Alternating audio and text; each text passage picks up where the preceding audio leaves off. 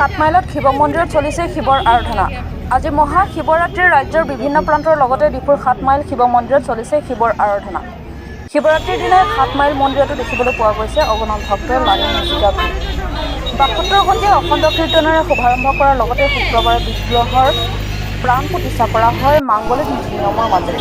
আজি মহাশিৱৰাত্ৰিৰ দিনাই পুৱাৰ উপস্থিত হোৱা ডিফুৰ শিৱ পাৰ্বতীৰ লগতে নন্দী মূৰ্তি আগবঢ়ায়।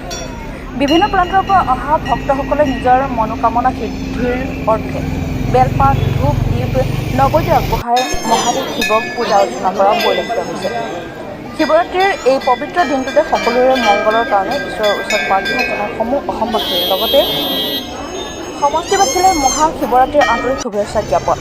জনবিশ্বাস আছে যে সৰ্ববিৰাজমান ক্ষণিকতে সন্তুষ্ট এই শিৱ আৰাধনা কৰিলে সুফল প্ৰাপ্তি হয়। এই আধ্যাত্মিক আৰাধনাক কেন্দ্ৰ কৰিয়ে আজি দেৱাদেৱীৰ বোম ভোলা শিৱক পূজা কৰিবলৈ এইদৰে অগণন শিৱ ভক্তই আহি ভিৰ কৰা পৰিলক্ষিত হৈছে ডিফুৰ 7 মাইল শিৱ মন্দিৰত।